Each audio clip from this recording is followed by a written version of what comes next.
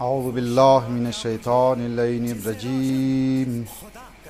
بسم الله الرحمن الرحیم. ولایت در یک معنی یعنی سرپرستی، ولایت در یک معنی یعنی حکومت، ولایت در یک معنی یعنی که مو یک کسی را ولی خو خیال کنی، مو یک کسی را سرپرست خو خیال کنی که در امور دنیای ازمو، در امور دینی ازمو، در امور اجتماعی ازمو، در امور سیاسی ازمو مو سرپرست خو خیال کنی و تمام احکامات را و تمام مسائل ها را، چی مسائل فردی بگیری، چی مسائل اجتماعی بگیری، چی مسائل سیاسی بگیری، چی مسائل فرهنگی بگیریم، معنویات را بگیریم، اخلاق را بگیریم، تمام را مو از اهل بیت علیهم السلام باید بگیریم و از ولی زمان خو باید بگیریم، یعنی از امام زمان علیه السلام مو باید بگیریم و در پرده غیبت از نایبین خاص شی، مخصوصا از مراجع ازام، از مجتهدین ازام مو باید بگیریم. ولایت و کربلا را وقت انسان بررسی مونه و دقیق توق مونه، واقعا در جای حادثه عاشورا، حتی بعد از حادثه عاشورا روز 11 محرم شام غریبه اگر توق کنی، در طول سفر اسرا و اسیرها که از سرزمین کربلا این بزرگوارا را بردن به کوفه بردن و از کوفه به شام بردن، تقریبا 236 کوچه به کوچه، شهر به شهر اینا را بردن. اگر مو دقت کنی و تاریخ را آگاه باشی مو می‌گردی در جای از اینا حضرت زینب کبری سلام الله علیها، حضرت ام کلثوم سلام الله علیها، خود امام سجاد علیه السلام امامت را برای مردم روشناس کراو کرد. یعنی عاشورا را وقتی مو انالایز کی مونی، تجزیه مونی، عاشورا یعنی ای که مختلف نظریات درباره‌اش بیان میشه، لیکن صحیح نظریه‌ای که علماء کی دقیق هستن اونایی میگه که عاشورا یعنی حکومت، یعنی حکومت را امام حسین علیه السلام میخواست بگیره کد قیام کو. البته هرچند که بعضیا ما امروز شبهه ایجاد منم سوشال میدیا که امام حسین علیه السلام اصلا قیام نکرد.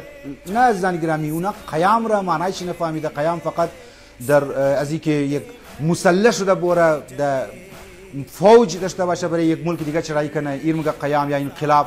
انقلاب معنی گسترده داره، انقلاب معنی وسیع داره که امام حسین علیه السلام یک نمونه از انقلاب را نشون داد که ما کد اهل و عیال خو یک نوع انقلاب را میخوایم برای مردم، برای از دنیا نشو بیدم، برای دنیا نشو بیدم، برای اهل دنیا نشو بیدم که واقعا سرمشق زندگی از مو شما باشه که مو از نهضت عاشورا، از تحریک عاشورا باید استفاده کنیم و این انقلاب را پیش ببریم.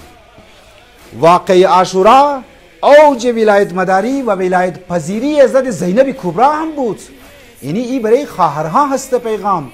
حضرت زینب کبری، حضرت زینب سلام الله علیها و دیگر زنها، مخصوصا حضرت زینب، شما توقین از مدینه که رئیس شد حضرت زینب که امام حسین علیه السلام، معنیش این نبود که اینا فقط یک خوار و برار بود، ما بین خوار و برار یک محبت بود، نه زن من، بلکه زینب کبری دید چی، نگاهشی، بینشی نسبت به امام وقت خوب بود که ما باید امام وقت خو را ساعت بیدوم.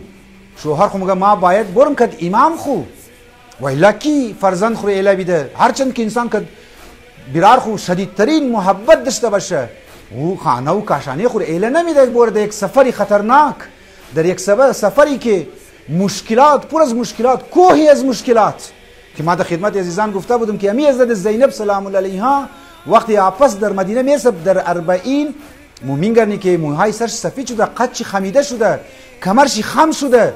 به خاطر چی؟ به خاطر ازی که مشکلات تحمل کرد، به خاطر ولایت، به خاطر امام وقت خو.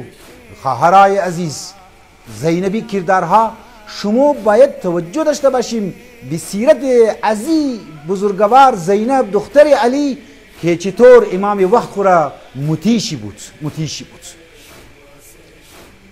در راه کوفه، در راه شام، در محل عبیدالله ابن زیاد، در محل یزید ملعون پیغام ولایت داد. اگر ما میگی که عاشورا معنیش که ولایت را، امامت را زنده کرد و او سازش های بنی امیه را بینقاب کرد عاشورا و سقیفه را امو افکارش را از بین برد عاشورا و تحریک امام حسین. ایرا کی زنده است؟ ایرا زینب کبرا سلام الله علیها زنده است، ایرا ام کلثوم زنده است.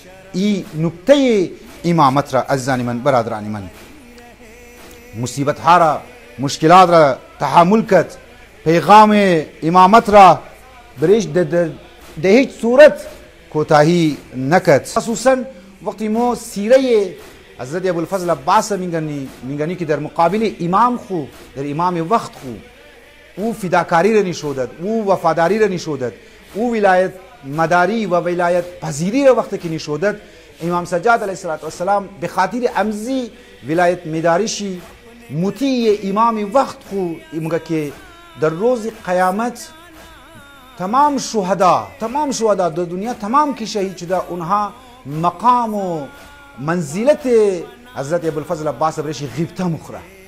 چرا؟ چون که یکی از دازی که ابوالفضل عباس دازی مقام والا رسید، در مقام بلند رسید، او ولایت مداری بود. حتی در زمان پدر بزرگوار خو امام علی علیه السلام هم میتر بود. او جایی که امام حسن بود، او جایی که امام حسین بود، اصلا لب کست باز نمکد امام حضرت ابوالفضل عباس در مقابل امام علی علیه السلام که هم پدرشی بود هم امام وقت خو را میشناسید. اونجی بسیار زیاد تواضع نشون میداد. حتی وقتی که در شب ضربت امام علی علیه السلام یا شب 21 که وصیت مونه تمام اولادهای علی علیه السلام گرد سر بزرگوار علی علیه السلام استاده گریه موننده رو مگه عباس که دور استاده از خاطر احترام امام حسن و امام حسین اقدر ای مطیع بود، درک کرده بود که ولایت را باید مو چقدر طرفش توجه بدیم. در زیارات عمده من زیارات که شما یاران مخصوص خدا بودید، در من زیارات وقتی ترجمه از نار متوقمنی درباره شهدای کربلا شما میخوانی مینگرنی که درباره جوان شهدای جوان کربلا مگه شما از یاران مخصوص پروردگار عالم بودید. مو ایتر باید جوانهای ازمو باید پرورش کنه. ایتر جوانهای ازمو عزیزانی من سروران عزیز باید بور به سمت امام زمان علیه السلام، بور به سمت امام وقت و امام علی مقام یعنی امام زمان علیه السلام.